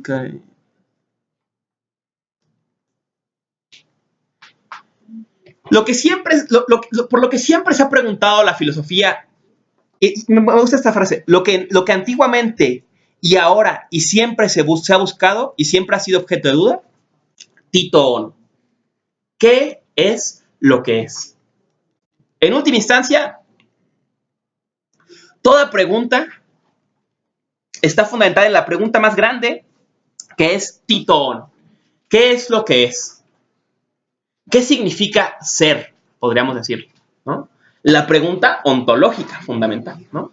¿Qué es el ente? En términos modernos, ¿no? Tito Ono, ¿qué es el ente? Y Aristóteles va a hacer algo muy interesante. Dice, pero preguntar Tito Ono va a ser, al menos a partir de este momento, lo mismo que preguntar tiseusía. ¿Qué es la usía? Este giro va a ser, en mi parecer, el momento en que nace la metafísica. Esta frase es el nacimiento de la metafísica. ¿Por qué? Porque Aristóteles dirá, la pregunta que nos hemos hecho siempre es ¿qué es el ente? ¿Qué es lo que es? Antiguamente, ahora y siempre. Pero preguntar eso, al menos a partir de este momento, va a ser lo mismo que preguntar tis usías. ¿qué es la usía? O sea, Aristóteles no solamente pone la pregunta, sino la forma en que espera responderla. La perspectiva desde la que hay que responder a la pregunta. Responder a qué es el ente es lo mismo que responder qué es la usía. Y piénsenlo, es muy cierto. La metafísica, a partir de este momento, cuando quiera responder a la pregunta ¿qué es el ente?, va a responder ¿qué es la sustancia? ¿No? Lo va a responder Descartes, lo va a responder Kant, lo va a responder Spinoza, lo va a responder Hegel, lo va a responder Nietzsche. ¿No? Nietzsche diría, la sustancia es una mentira necesaria para afirmar la vida. Pero se irá respondiendo a la pregunta ¿qué es el ente? En términos de qué es la sustancia. Este va a ser el giro, ¿no? En este momento Aristóteles va a prescribir, pero queda pendiente eso, ¿no? ¿Y qué es la sustancia? ¿Qué es la usía? Usemos por ahora el concepto griego, luego veremos un tema sobre la traducción, ¿no? ¿Qué es la usía? Hasta acá no sabemos bien a bien qué es la usía. Solamente nos dijo en un momento que el TST es lo mismo que la usía. Pero pues cambiar una palabra por otra no nos gana nada, ¿no? Usía, ¿qué?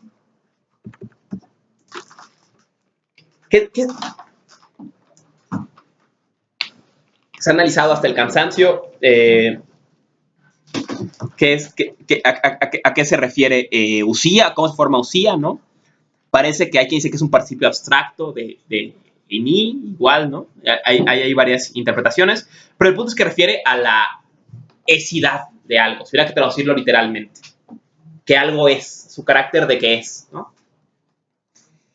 Pero no nos preocupemos, Aristóteles nos va a explicar qué significa usía, ¿no? Hasta ahorita no hemos ganado nada. Solo sabemos, pensemos, acabando libro 1, de muchas cosas decimos que son, pero unas son primeramente que otras.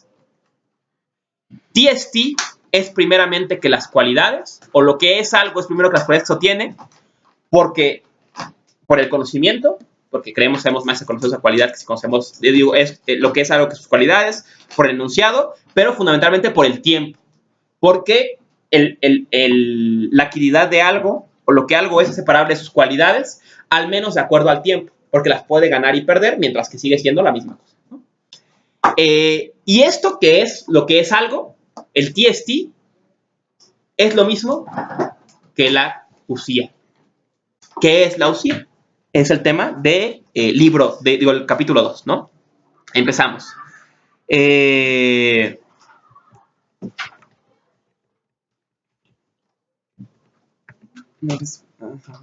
está el 2.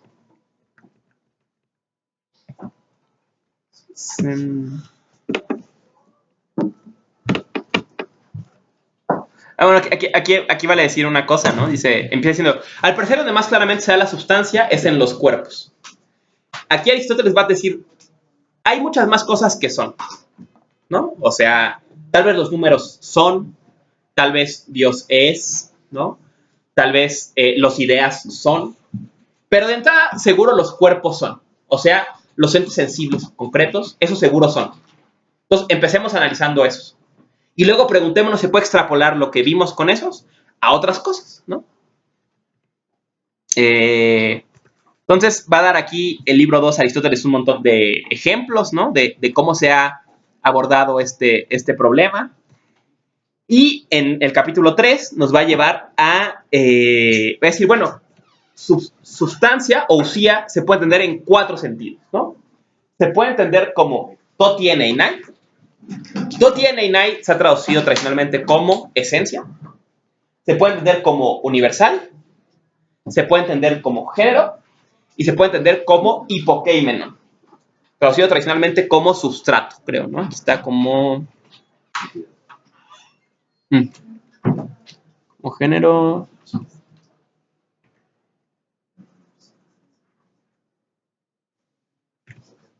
Sujeto, exactamente, ¿no? Entonces, Aristóteles dice, estas son las 4 posibilidades para traducir o para entender usía. Usía se puede entender en esos 4 sentidos. Dice Aristóteles, de entrada, parece que el género y el universal no nos van a permitir entender lo que queremos entender aquí, que es el carácter de ser de los cuerpos concretos, ¿no? ¿Qué es lo que hace que esto sensible sea Bueno, parece que ni el universal ni el género nos van a dar para resolver esa pregunta. Entonces vamos a probar con el Toti-Nai y con el hipokeimeno. Dice Aristóteles, de entrada, el mejor candidato es el hipokeimeno. ¿Por qué? Prestemos atención por un momento a la formación del término técnico hipokeimen, sustrato. Hipo, debajo. Que hipokeimen es literalmente lo que está debajo, lo que subyace, lo que ofrece fundamento, ¿no? De entrada, por como hemos pensado, tiene sentido que sea el hipokeimeno, ¿no? O sea, si es lo primero, lo que está hasta abajo, y a partir de lo cual todo lo demás es, las cualidades, por ejemplo, pues sí, el hipokeimeno tiene que ser el fundamento de que algo sea, ¿no? O sea, Aristóteles dice, probemos esa opción, ¿no? Pero esa opción nos va a llevar a un problema, ¿no? El problema al que nos va a llevar pensar que el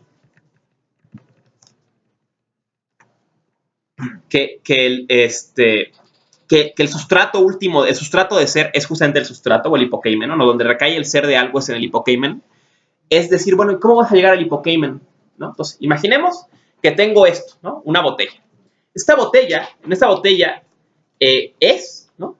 Entonces, el hecho de que sea, descansa en algo en que están todas sus propiedades, ¿no? Entonces, ¿cómo encontrarlo? Pues quitémosle las propiedades, ¿no?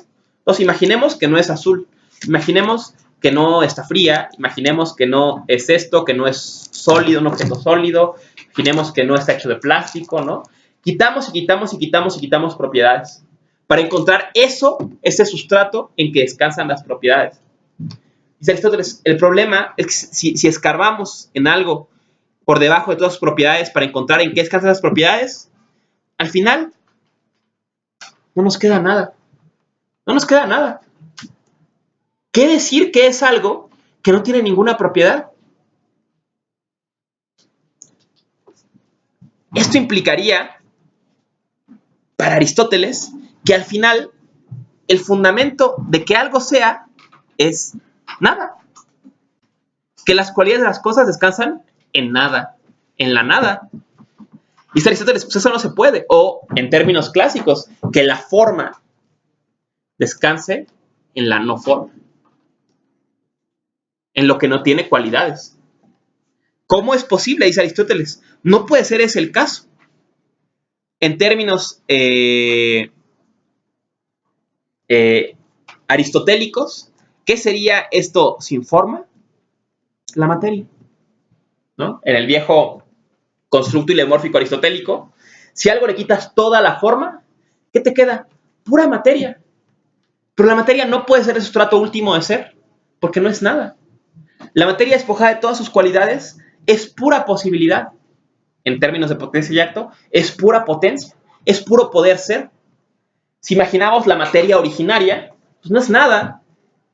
No es nada, ¿no? O sea, imaginemos una estatua despojada de sus propiedades, pues queda arcilla. Ahora imaginemos a la arcilla despojada de sus propiedades de ser arcilla. ¿Qué queda? Pues podría ser cualquier cosa, ¿no?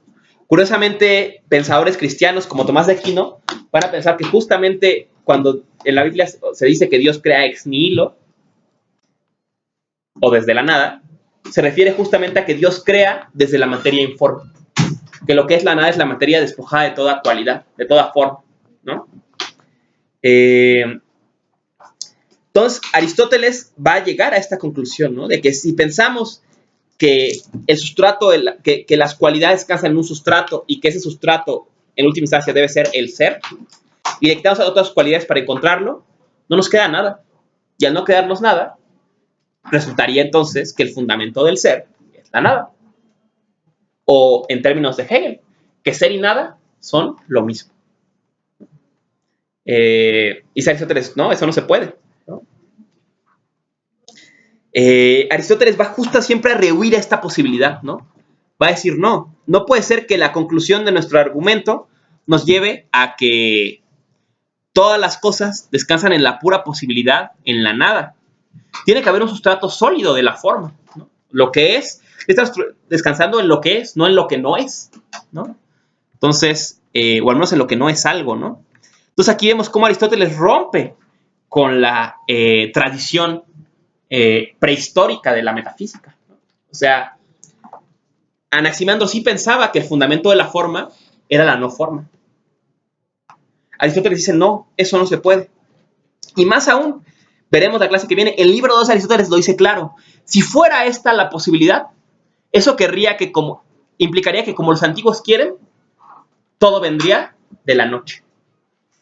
Todo vendría de los sin forma, ¿no? Y eso no se puede. Entonces, Aristóteles ya está viendo una forma de responder a la pregunta en que esta respuesta no es una respuesta válida. En que queda esto como una posibilidad que no podemos adoptar, ¿no? Entonces, Aristóteles descarta con eso a la usía. Dice, no, pues usía no es, ¿no? Usía seguro no es lo que significa, hipokeimenon no es seguro lo que significa usía, ¿no? Porque si fuera hipokeimenon, la nada sería el fundamento de lo que es. Entonces, ya dijimos que estos dos tampoco, ¿no? Porque al menos si hablamos de seres sensibles, no es claro cómo el universal o el género pudieran ser su fundamento. Pero a ver, vamos a ver el Toti Eneinai, ¿no? Esa sería la siguiente opción. Toti Eneinai es una construcción del griego, ¿no? Que vale la pena analizar, ¿no? Literalmente significa lo que era ser. Lo que era ser. Que, claro, como pregunta, ¿no? Que es ti, otra vez, ¿no? Toti Eneinai, lo que era ser. Yo lo traduje, o sea, usando, claro, una traducción literal, ¿no? O más o menos literal. Lo que era y es. Lo que era y es. Vamos a traducirlo así. La tradición, ¿cómo lo tradujo? Esencia, ¿no? Cuando decimos esencia, lo que queremos decir es Toti Eneinai. Ahora, notemos algo curioso. Noten cómo Toti Eneinai tiene prácticamente la misma construcción gramatical que TST, ¿no? O sea, es el que. Podría decir TOTIST y Toti Eneinai, ¿no? Es el que es, y aquí la única diferencia es que el es se desdobla en dos tiempos verbales, ¿no? En era y en ser, en el infinitivo, ¿no? Entonces, literalmente podemos decir que la diferencia entre Kirida, TST y esencia, Toti Eneinai, es una diferencia de tiempo, una diferencia temporal. Ahora, ¿qué significa desdoblar dos tiempos en dos tiempos verbales? ¿Qué ganamos? Si la conclusión al final fuera que de hecho usía se ha de entender como Toti Eneinai, y ya sabíamos que usía era lo mismo que TST, ¿qué ganamos? ¿Qué probó Aristóteles? Vamos a ver qué es el Toti Eneinai de algo, ¿no? El Toti Eneinai de algo, si ya adoptamos la estrategia en que para encontrar el sustrato de las propiedades de algo, le quitamos todas sus cualidades hasta llegar a eso que la sostiene, y vimos que si hacemos esto, no nos queda nada. Aristóteles dice, bueno, algunas cualidades tienen que quedarse, ¿no? ¿Cuáles? Aristóteles, las que si le quitaras algo, dejaría de ser lo que es. Toti Eneinai se ha traducido como esencia, aunque García Yebra aclara en su traducción, muy acertadamente, que habría que entenderse más bien como esencia en sentido abstracto. ¿Qué quiere decir? En lo que define algo. Y por eso el tema del libro 7 más adelante va a ser la definición. ¿Cómo definir? Lo que es Toti Eneinai es lo que define algo. Digamos, la definición más propia que debería haber en un diccionario de algo. Lo que hace que sea lo que es, tal que si alguna de esas cosas no las tuviera, dejaría de ser lo que es. Pensemos en las clásicas definiciones aristotélicas. El ser humano es un animal racional. Si el ser humano no es racional, no es humano. Y si no es animal, pues no es humano tampoco, ¿no? O sea, si es un cadáver, pues es un cadáver, no es un ser humano. Si le quitamos su carácter animado, no es un ser humano, ¿no? Entonces, digamos, Aristóteles dice, hay que dejar algunas propiedades para que esas sean el sustrato de que las demás propiedades puedan ir y venir. ¿Cuáles se quedan? Se quedan las que más persisten en el tiempo. Hay propiedades que uno puede ganar y perder y no pasa nada, como músico. Uno no sabe música y sigue siendo ser humano. Uno igual se le olvida tocar la guitarra o lo que sea y sigue siendo ser humano. Pero si dejas de ser animal, dejas de ser humano. O sea, si te mueres, dejas de ser humano, ¿no? Entonces, todo tiene y nadie se puede entender como estas cualidades que si algo perdiera, dejaría de ser lo que es. En otros términos, en términos temporales, las cualidades de algo que más persisten en el tiempo. Las que más duran. Y vemos cómo en un segundo momento se hace manifiesto que el criterio de ser para Aristóteles, al menos a la luz de estos libros, es tiempo, duración, persistencia en el tiempo. Lo que más es lo que más dura. Eso va a ser el giro aristotélico. Si yo tuviera que explicarles en términos aristotélicos qué significa usía, o qué quiere decir que la pregunta Tito on ahora se va a entender como tis usía, yo diría que la próxima vez que preguntemos qué es el ente, estaremos preguntando realmente qué es del ente lo que más persiste en el tiempo, lo que más dura. No es de sorprender que pronto el tema de la metafísica fuera lo que dure en sumo grado. Dios. ¿No? Lo que no puede cambiar. Sin adelantarnos demasiado. ¿Cuál es el tema del libro 12? Eso que es y que no pudiera ser de otra forma. Que no pudiera cambiar de ninguna forma. Que es inmóvil. Que no es susceptible a ningún tipo de cambio. Eso, si hubiera que explicar Aristóteles el ser en última instancia, ser en última instancia es el primer motor.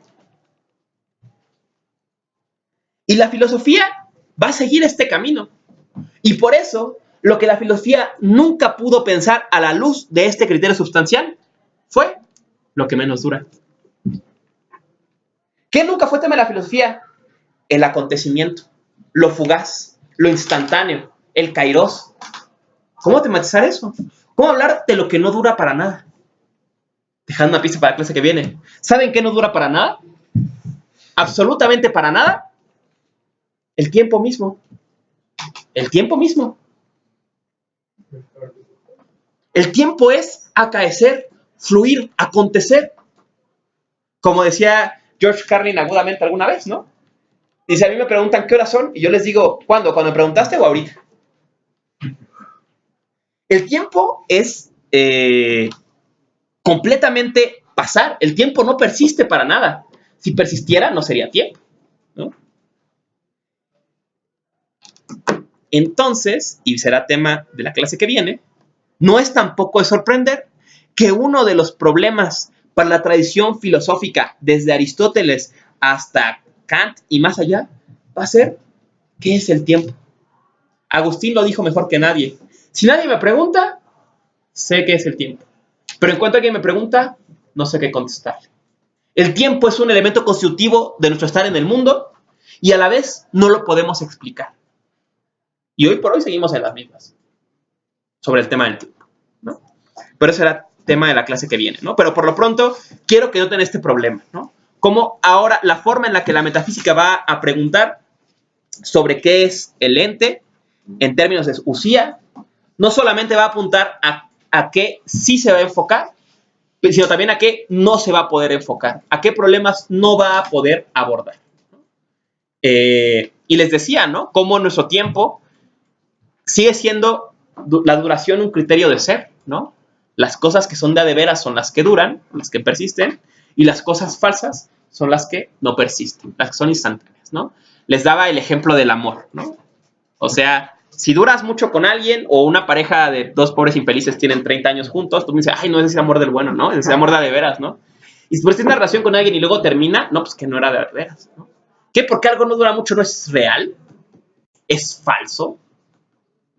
¿No? O sea, que si estás 30 años con alguien, pero es un infierno estar con esa persona, ¿es amor de veras? O si tienes una relación con alguien, pero culmina en un lapso de un mes o hasta de una semana, no la querías a la persona.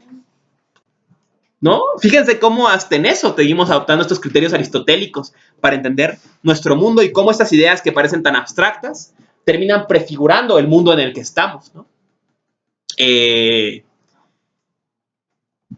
Y como diría como diría Nietzsche, ¿no? Años después, ¿no? Escribe Aristóteles Nietzsche en Crepúsculo de los ídolos, ¿no? ¿Qué es idiosincrasia en la filosofía? El temor a las cosas que cambian. La filosofía no quiere saber de lo que acontece, de lo que cambia. El problema es que lo que cambia es lo que está vivo. Entonces, ¿qué hizo la filosofía? Dice Nietzsche. Creó momias. La filosofía es una labor egipticista. ¿Qué hace? Toma la experiencia que está viva, la despoja de toda vitalidad y la momifica. Y a esa momia le llama concepto. El concepto no cambia, ¿no? Pensemos un ejemplo. El concepto de el perro no cambia. El perro persiste en el tiempo. ¿Y qué más? El ser humano persiste en el tiempo. Es un concepto que dura y dura mucho, ¿no? Pero no está vivo. No es ningún perro en particular.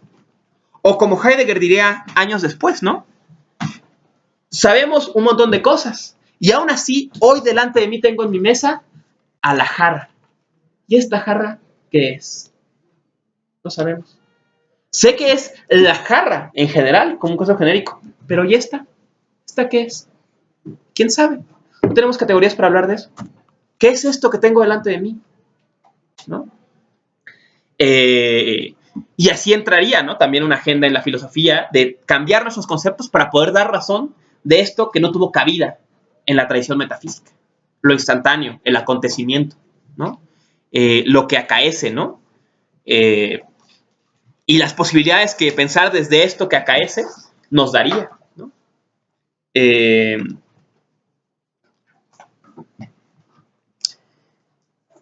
fin, ¿no? Entonces, esto es lo que quiero que veamos del libro 7 hasta aquí, ¿no? Como la pregunta Tito On,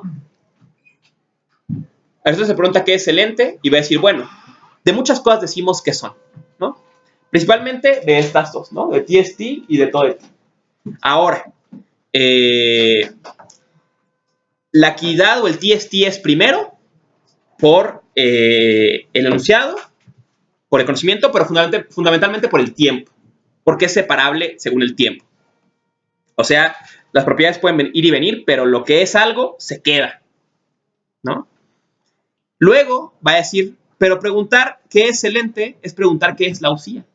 ¿Y qué significa usía? Final de cuentas, va a significar totiene inai. Algo que era y es. Las cualidades de algo que persisten en el tiempo. Tal que si ya no persistieran, tampoco la cosa misma persistiría siendo lo que es, ¿no? Y en el momento entonces en que Aristóteles va a decir que la pregunta Tito On, ¿qué es el ente? Es lo mismo que preguntar tis usías, ¿qué es la sustancia? Está legando a la tradición metafísica su pregunta y su forma de responderla. No solamente es pregunten por el ente, sino que cuando pregunten por el ente, pregunten en términos de sustancia.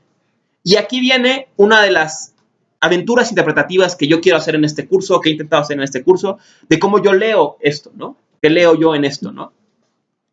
¿Qué es sustancia a la luz de esto? Sustancia es una estrategia, una forma de responder a una pregunta. Con respecto a la pregunta ¿qué es la sustancia? No puedo decir, es esto, es aquello. Es una forma de responder a la pregunta ¿qué es algo? ¿Cómo? A la luz de la persistencia en el tiempo. Esa es la forma de responder a la pregunta que Aristóteles nos lega desde el concepto de sustancia. Y por eso es tan sugerente que a pesar de 2700 o 2300 años en este caso de filosofía, sigamos preguntando qué es la sustancia. Hasta aquí el tema. ¿Tienen preguntas, comentarios, algo que quieran decir sobre hasta aquí del libro 7?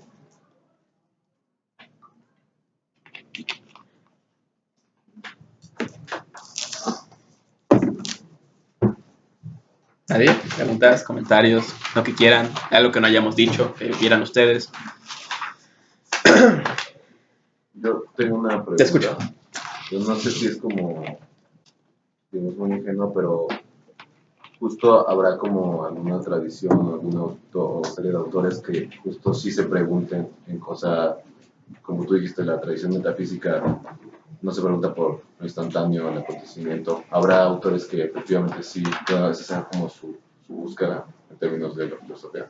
Sí, yo pienso que sí, ¿no? O sea, hay otras formas de abordar el tiempo, ¿no? O sea, podríamos hablar, por ejemplo, en las tradiciones de los llamados pueblos nahuas, hay una idea de tiempo cíclico, ¿no? Que las cosas se reconocen como que culminan, ¿no?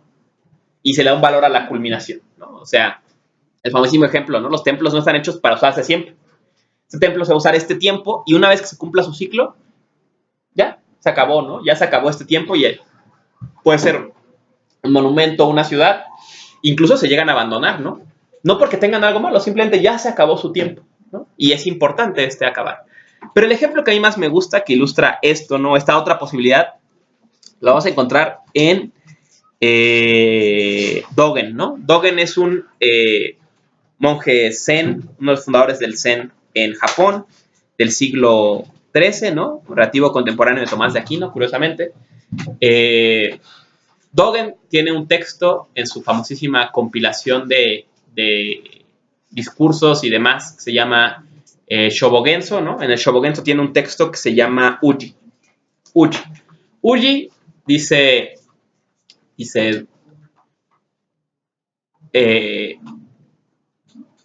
descansemos un poco sobre esto, ¿no? Se tradujeron, en el siglo XX tradujeron Uji como ser tiempo, ¿no?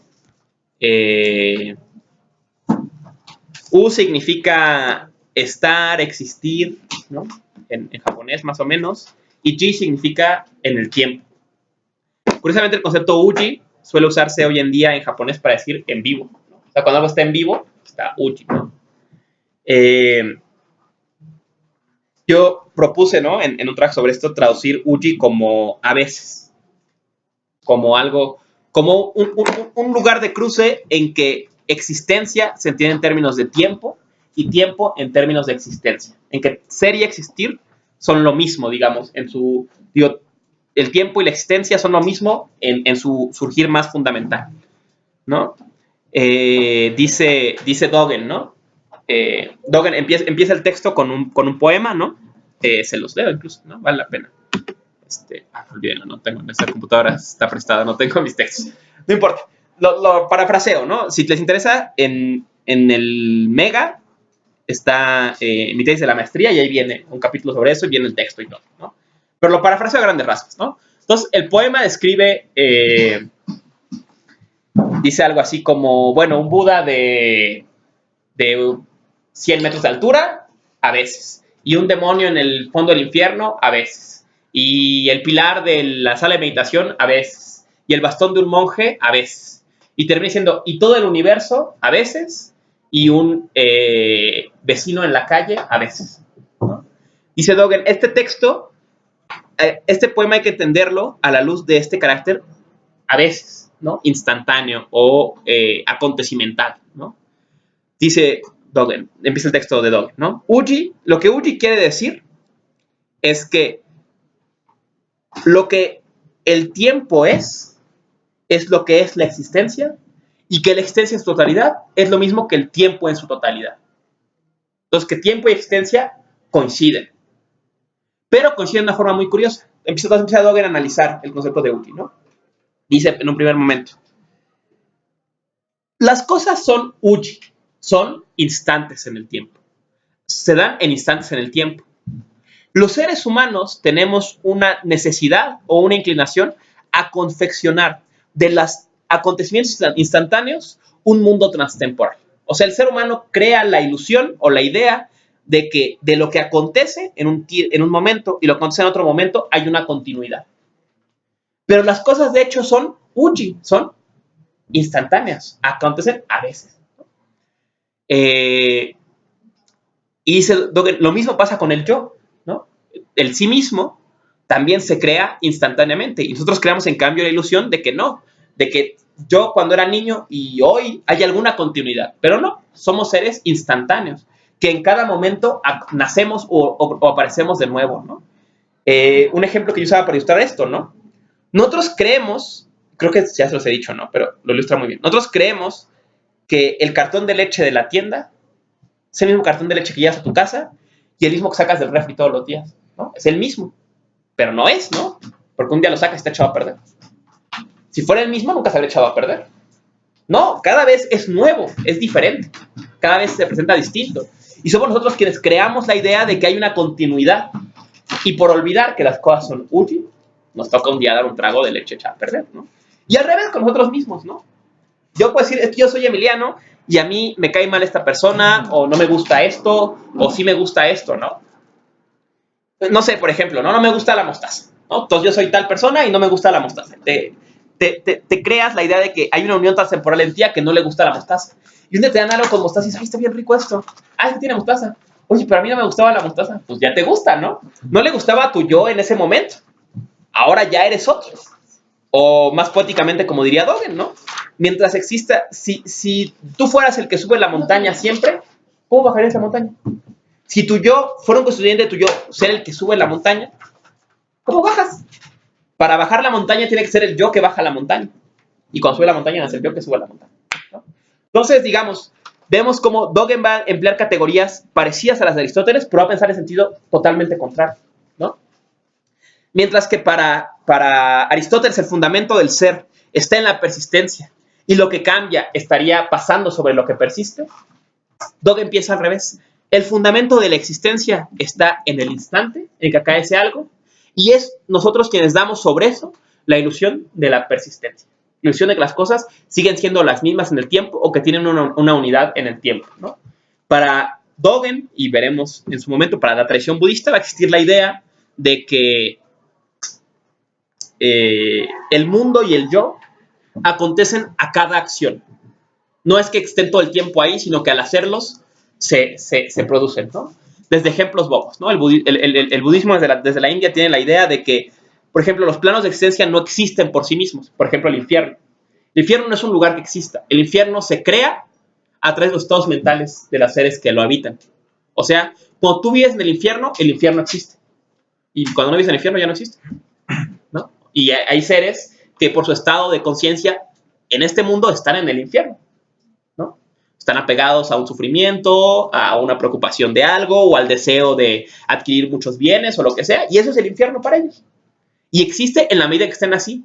Y el día en que cambien su estado mental, ya no existe. Desaparece ese infierno. O más aún, ¿no? Tú existes, o como diría Nishida, tú manifiestas, tu yo se manifiesta en tu acción espontánea. Entonces tú eres tú en el momento en que pintas algo. ¿Quién eres? El que pintó eso. Y solo tu yo existe a la luz de esa acción performativa que hiciste, ¿no? Y a la vez mostraste el mundo al hacer esa acción, ¿no? Usando ejemplos japoneses. ¿Quién es Basho? Quien escribió los haikus. O este haiku. Él se muestra en su haiku.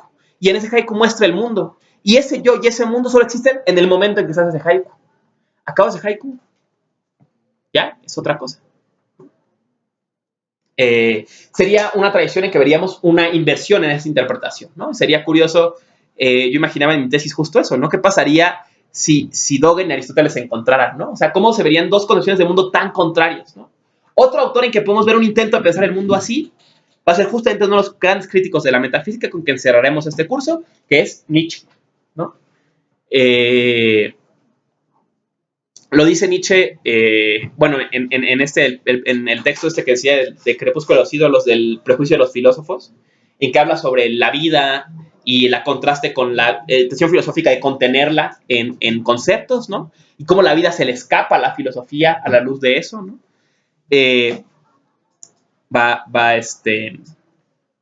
Decirlo de una forma tal vez no tan clara en fragmentos póstumos, en el nihilismo europeo, lo veremos en su momento, en que dice, bueno, y si negamos la idea de que, si negamos, por ejemplo, el dios del panteísmo que está a la base de este mundo, pero afirmamos que aún así todas las cosas siguen siendo sagradas. Dice, si negamos el fin del mundo y afirmamos el proceso, no podría quedar sentido en que el mundo sea sagrado per se, a pesar de que no esté fundado en nada o no vaya a ningún lado. Dice, ¿y qué tal? Tienen ese pasaje dos frases contradictorias o que chocan Nietzsche, ¿no? O que se completan muy bien. Dice, por un lado, si el mundo tuviera un fin, un telos, ya lo habríamos alcanzado, ¿no? Si el mundo fuera para algo, fuera hacia algún lado, ya habríamos llegado. La única implicación es que no vaya a ningún lado. Y luego y luego termina diciendo Nietzsche, ¿no? Y si negáramos el fin y aún así afirmáramos el proceso y dijéramos que este mundo alcanza su objetivo a cada momento y que a cada acontecer eso es lo que el mundo tiene que alcanzar, o que es la realización del telos del mundo, acontecer a cada momento. Entonces ahí vemos como intentos, ¿no? Pero ya vemos son intentos que vienen de plano desde fuera de la tradición filosófica o que justo construyen su planteamiento yendo en sentido contrario, ¿no? Y bueno, luego Heidegger va a intentar pensar en lo que llama el Ereignis, el acontecimiento apropiador, o que las cosas acontezcan, ¿no? Y pensar las cosas singulares, ¿no? Como en contrapuesto con los objetos. Y el paradigma de eso va a ser la obra de arte, por supuesto, ¿no? Porque la obra de arte, dice Heidegger, no es un objeto, es una cosa, ¿no? Y la obra de arte permite que veamos las cosas como cosas. Y este es el famosísimo ejemplo de las botas de la campesina, del origen de la obra de arte, ¿no? Si botas todo el mundo tiene, pero Van Gogh las pinta y te muestra, mira estas botas. En estas botas está toda la vida de una persona, su trabajo en el campo y todo el rollo, ¿no? Pero en ellas descansa esto, ¿no? En su carácter singular y que la obra permite que veamos, ¿no? Siempre está ahí, pero no lo vemos, ¿no? La obra permite que descanse los segundos y digamos, ching, ¿no? Pues sí es cierto, ¿no? En fin, ¿no? Sí hay otras posibilidades y un poco es hacia donde la filosofía tiene que avanzar. Bueno, para terminar la clase, quiero señalar una cosa muy interesante que los va a dejar pensando un buen rato, y a mí al menos me ha dado mucho en qué pensar, ¿no?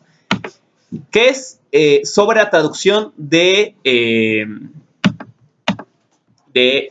usía, ¿no? Usía como sustancia, ¿no? Piensen cómo se forma la palabra substancia en latín, ¿no? Substare es lo mismo que hipokeimen, ¿no? Estar abajo, substare. ¿Por qué la palabra con la que la tradición metafísica tradujo usía refiere a uno de los sentidos nada más de usía? Y no solamente solo a uno, sino al sentido de usía que Aristóteles niega. Y que no solamente lo niega sin más, sino lo niega porque de ser esa la interpretación de usía, implicaría que todas las cosas están fundamentadas en nada o infundamentadas. Qué curioso que esto fuera el devenir de la tradición, ¿no? Pues justamente en el prólogo, ¿no? A la edición de la metafísica trilingüe, ¿no?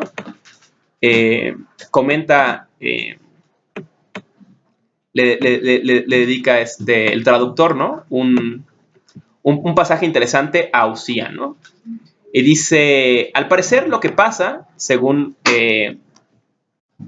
los testimonios, quien acuña esta traducción, ¿no? O sea, quien decidió que la tradición adecuada era usía, era substantia, fue Cicerón, ¿no? Cicerón, según Séneca, ¿no? Lo que pasa es que la traducción más precisa, piensa Séneca en su momento, piensan varios especialistas, y el traductor también de esa edición a cierto punto, ¿no? Zubiri también, ¿no? Tiene eso, ¿no? Es que la traducción más correcta de usía, morfológicamente, sería essentia, ¿no? Seriedad, digamos, ¿no? Como dijimos, esidad, en su momento, ¿no? Sería la traducción más correcta. Pero, al parecer, Cicerón consideraba que essentia era un barbarismo del latín, ¿no? Entonces, decide crear un nuevo término, que es substancia. Pero, curiosamente es el que se adopta, ¿no? Y la tradición eventualmente dejará esta otra versión, essentia, para traducir totienei, ¿no? Pero en realidad queda siempre entonces en la metafísica una marca perniciosa, ¿no? Por un lado, Hipokeimenon refleja claramente la estrategia fundacionista de la metafísica, o sea, de buscar lo que está hasta abajo, lo más fundamental, y que es más fundamental es lo que más persiste. Pero a la vez queda siempre en la metafísica un lado B que, por más que no se quiera escuchar, viene también con ella, ¿no?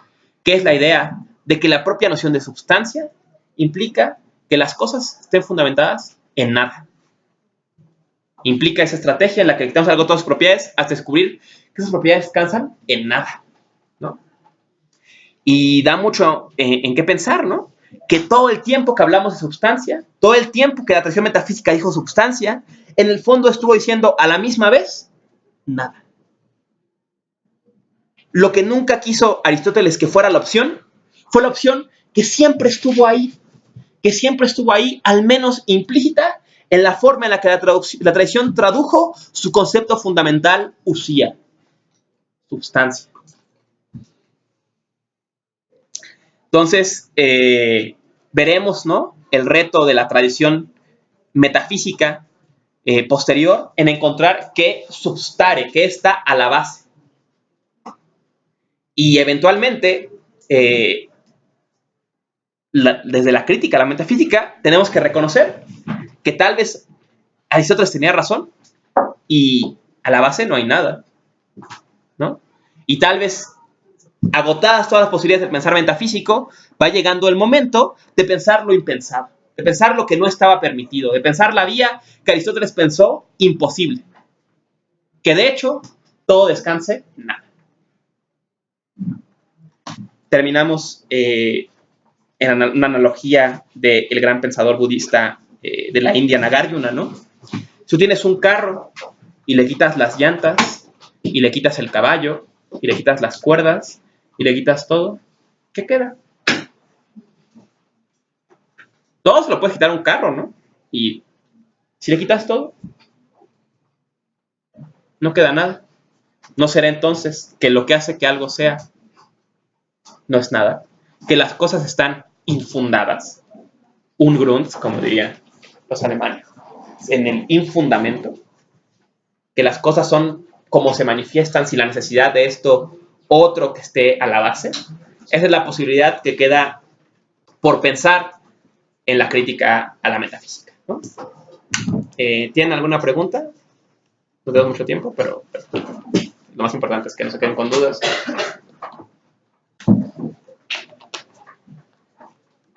¿No? ¿Seguros?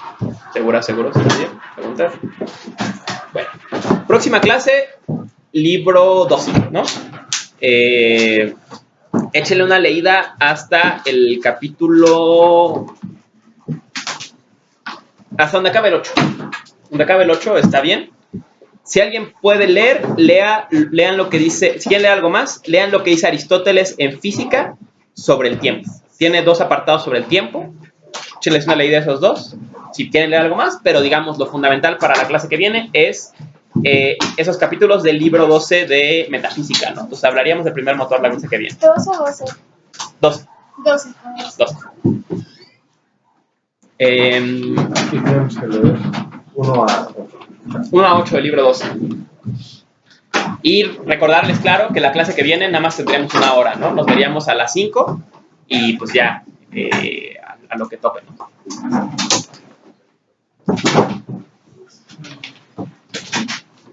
Bueno, también gracias gente de internet y ya está. Gracias.